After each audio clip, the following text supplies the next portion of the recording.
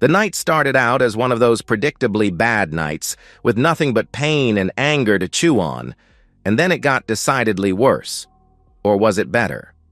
I suppose that depends on exactly how much anger I had gnawing at my gut, and I must admit, there was a lot. It was about 10 o'clock, and I was sitting in an otherwise darkened house with just a floor lamp beside my chair to give me light. I'd been working on my task for several hours, and I was unaware of the darkness beyond the artificial universe that extended just feet from my chair. It suited my mood perfectly. My legs were crossed, and I had a yellow legal pad in my lap where I was making lists and taking notes. I was well into it when the doorbell rang. Looking up, still unaware of the time, I noticed the darkened house for the first time and thought, who the hell could that be at this time of night? I was pretty damn sure it wasn't my wife since she hadn't been home that early on a girls' night out in months. I set the legal pad on the floor and dropped the pen on top of it. It was then that I realized how bone-tired I really was. I wasn't tired from the work. It was the soul-crushing reality of my life that left me drained. Making my way to the door, I flicked the 2 wall switches that turned on the exterior and hallway lights. A quick glance out the peephole in the door showed me that I had 2 police officers waiting for me, and that is never good. I took a deep breath, opened the door, and asked, "What did I do now?" I was trying to be funny, but they didn't crack a smile. This wasn't going to be a social visit. "Are you George Bradley?" he asked. "Yeah." I was trying to be pleasant. "Is your wife Jean Bradley?" he asked. "Right a second time. Can I ask what this is about? Have you ever noticed how cops never answer your questions? May we come in?" Not waiting for an answer, the officer nearest me took a step across the transom. I blocked his way and shook my head. "No." "I beg your pardon?" He seemed surprised. It was like no one had ever said no to him before. "I said no. I asked you a question so you can answer it or you can leave." I was rapidly running out of pleasant. He stepped back, but he didn't answer my question. "Have you been here all night?" I crossed my arms and looked at him like he was a turd dropped on my porch by that mongrel next door. "Yes, and that's the last answer I'm giving you until you answer my question. What is this about?" I guess I'd given them enough to think they could make me sweat if they needed to because they finally answered my question. "Your wife has been injured and has been taken to Memorial Hospital. It's a strange thing that happens to a husband. One minute you're planning your wife's destruction, and the next you're worried about her well-being." "What happened?" I was genuinely concerned. They weren't ready to tell me just yet. "May we come in?" That exhaustion was setting in again. I exhaled, stepped back, and motioned for them to enter. They did. I pointed to the living room, the dimly lit living room, and they walked in nervously like it was a training exercise in one of those shooting galleries. I flicked the ceiling lights on and took my chair. "So now can you tell me what happened?" The concern for my wife was wearing off and I was getting angry. They looked at each other and the one I assumed was the senior officer who said, "Sir, we regret to inform you that your wife was shot this evening." His statement seemed rehearsed, and it occurred to me later that he was watching for my response. The SOB was trying to read me. I admit the news hit me hard. "Is she okay?" I asked. "Yes, sir. You may remember that we told you she is at Memorial Hospital." I thought for a minute as my head cleared. "No, you said she was taken there. You never said if she is alive or dead. Now answer the question or get the hell out."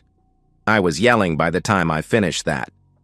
Again, they looked at each other, and again, much later, I wondered if they were frustrated at not being able to read me, annoyed at their own inability to intimidate me, or just unsure of how to proceed. Again, it was the senior officer. "Your wife is in surgery now. The outcome is uncertain."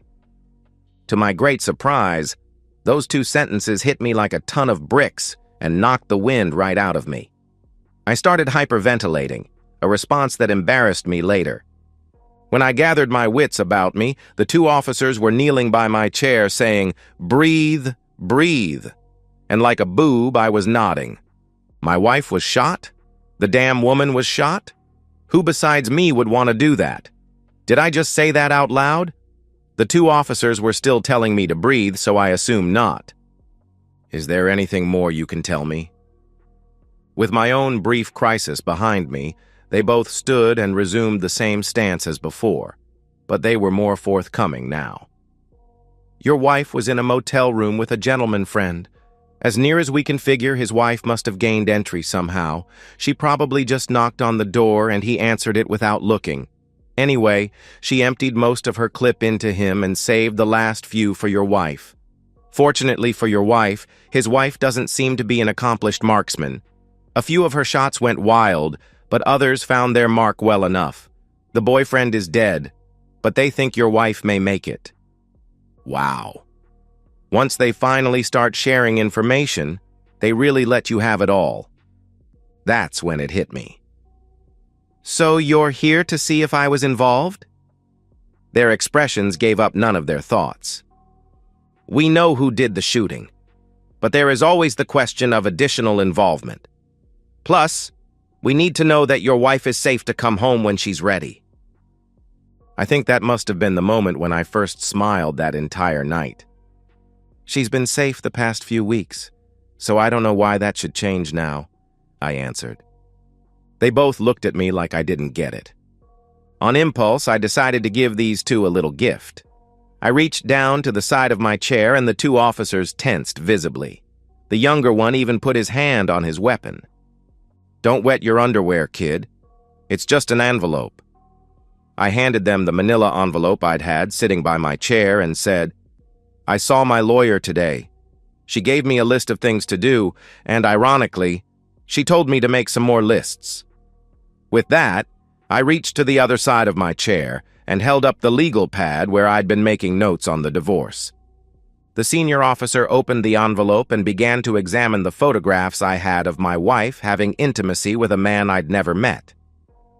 You fellows want to tell me the name of the man she was with? I questioned. The senior officer spoke without looking up. It looks like you already know. They were lost in fascination, like two boys who just discovered adult videos on the internet. That was when the junior officer spoke up for the first time. Boy, they really look different without the holes in them. The senior officer reprimanded him in front of me. Then turning to me, he said, I'm sorry, sir. That was inappropriate. He's new. I just nodded. I had bigger problems to think about now. My cheating wife was in the hospital. She might make it, or she might not. I suppose the divorce was on hold for a few days or weeks until we knew how things would work themselves out. After repeating that I'd been home all night and remembering a very fortunate call from my brother that helped to establish my alibi, they repeated their admonition that I was not to harm my wife when she returned. I saw no reason to elaborate, so I just repeated my earlier response, and they seemed satisfied. When they were ready to leave, I rose from my chair and showed them out. I turned out the lights as I walked back to my chair, sat, and began to assess this new information. She's been shot. I never saw that coming. As much as I hated her for what she'd done, I never wished her dead. I wanted her to live a lifetime of regret, weeping at night as she lay alone in her bed untouched by a man's hand. As if that were going to happen. I had started the night very deliberately doing the work that my lawyer had assigned me. It was a great way to take my mind off the questions that have been haunting me ever since I realized that my wife was cheating. Now I knew who, but I still had no idea why. Our marriage had its difficult moments, to be sure. She was one of those people who always seemed to be annoyed by something. There were times I could swear she went in search of something to be unhappy about. I had never fully realized that until the preparations for divorce put distance between us, and I started to gain perspective. Whatever compelled her to destroy her life had now made me a suspect to some degree in a murder case. The pieces started falling into place, and it was then I realized that I was not alone in this vile, chaotic mess of lies and betrayal. I called my lawyer's private cell, and she picked up on the fourth ring. This better be good, Or so help me, I'm sending you a bill you'll still be paying off with your Social Security checks." Sheila Goldstein was a shark, and I found a strange sense of comfort in her take-no-prisoners attitude. Who would have known that a divorce lawyer would have a sense of humor? "Who says I'm kidding?" she answered. "I need you to reach out to a criminal lawyer who works nights." I heard a crash on the phone. "Tell me you didn't do something stupid," she questioned. "No, but someone else did. I just had a visit from the cops. The turd's wife caught up with them and shot them both. He's dead and she's in surgery. The wife needs a lawyer and I'm betting she doesn't have one." "Listen to me. Tell me you had nothing to do with this, and for God's sake, say it like you mean it." "I had nothing to do with this," I answered. "Now say it like I'm supposed to believe it." She insisted. "I'm telling you the truth. I had nothing to do with it. The cops were here and they told me about it. I think they were thinking the same thing you're thinking, but I had nothing to do with it." "Okay. So why is this your problem?" she asked. "It isn't. But I guess misery loves company. If we hadn't had that come-to-Jesus discussion in your office, it could well have been me. I just want to help her." I heard a hard, deep breath on the other side of the phone. "Okay. Do you know where she is?" "You mean Helen Smith?" I asked. "Was your wife having another woman's husband?" "Yes, I mean Helen Smith." "I don't know where she is, but they got shot in town, and it's a small town, so I'm assuming they have her at the police station," I answered. "Okay, you stay put. I'll call an associate and see if he can get down there. If nothing else, he can babysit her until she gets her own lawyer." "I need to go to the hospital at some point," I answered. "Okay, you can go to the hospital, but don't be alone with her. If anything happens, I want 10 feet between you and her with at least 2 witnesses." "Got it," I replied. "And George?" "Yes?"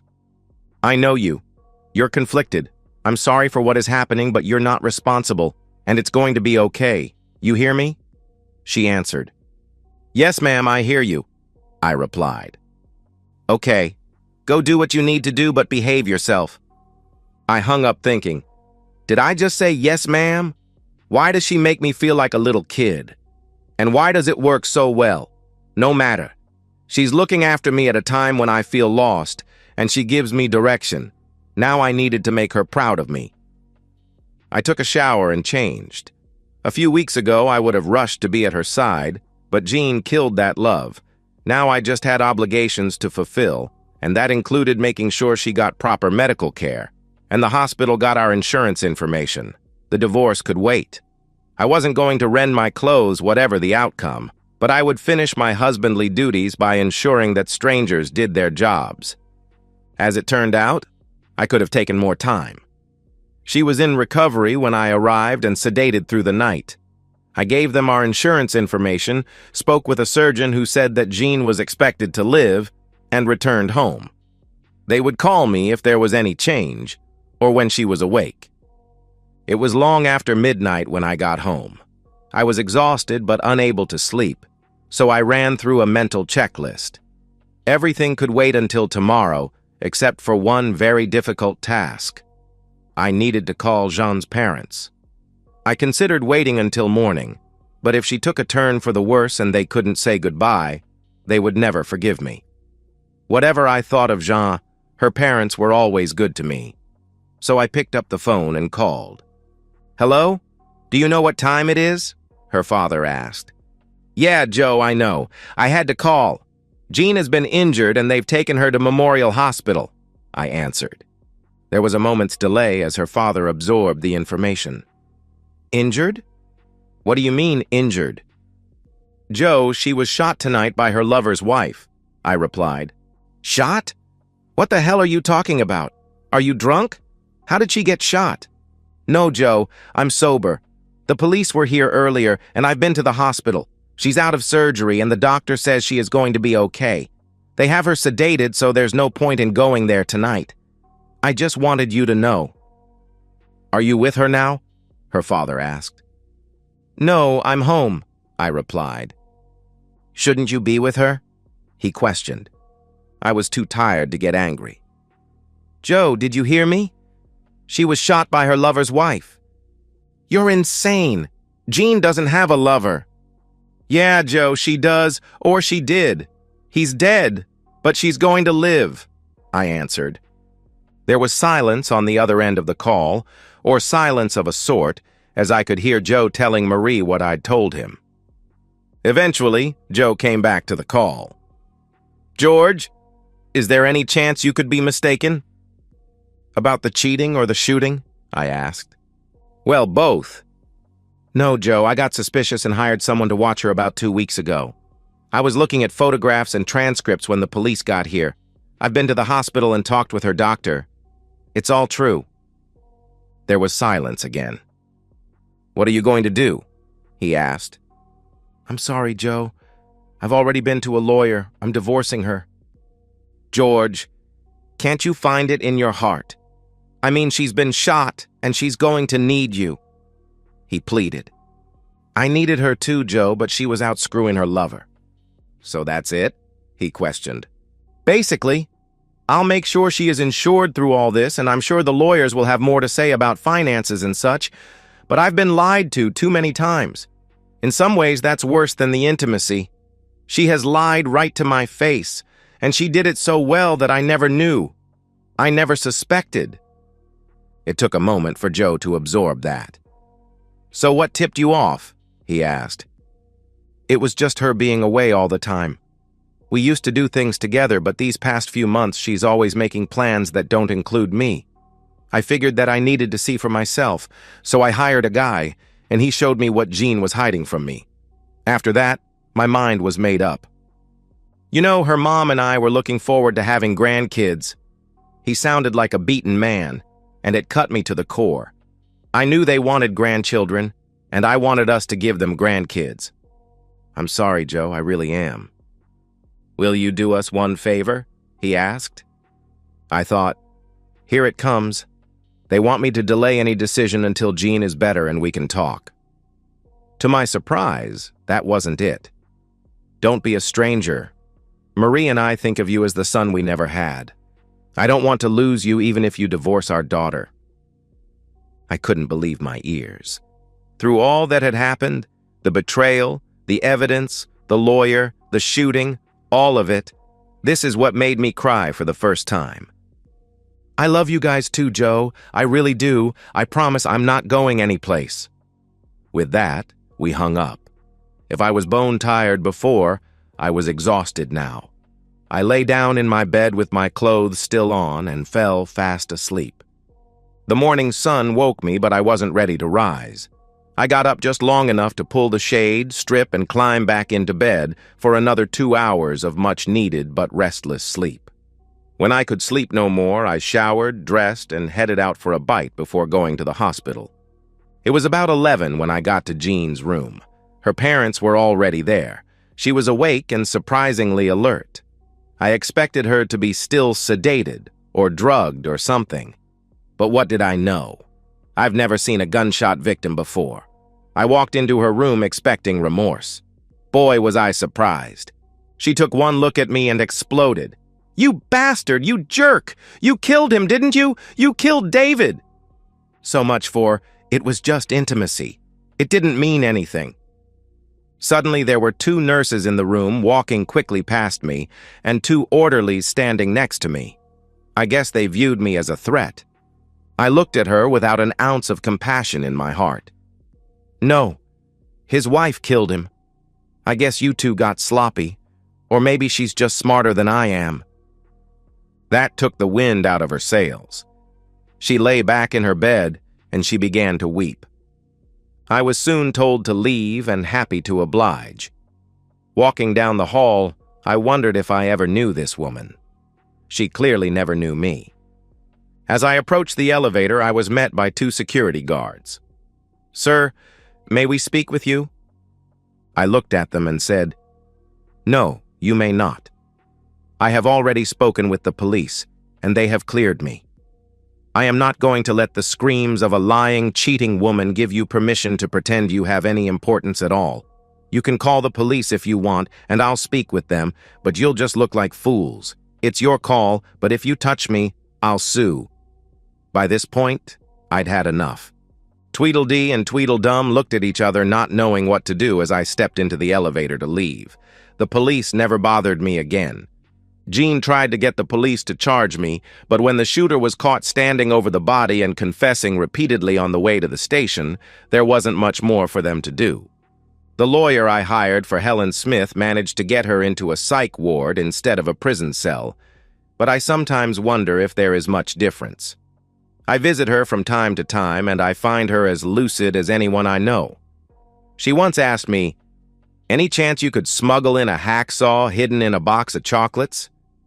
That's when I knew she was as sane as you or I. I guess that lawyer was pretty good after all. The divorce went through without much struggle. Jean didn't want me anymore, but she wanted everything we had and everything I would ever have. She had to settle for half and no alimony. The judge was unimpressed with her demands, telling her, "You have a job, Mrs. Bradley. You can work." I'm thinking about having those words tattooed on my arm.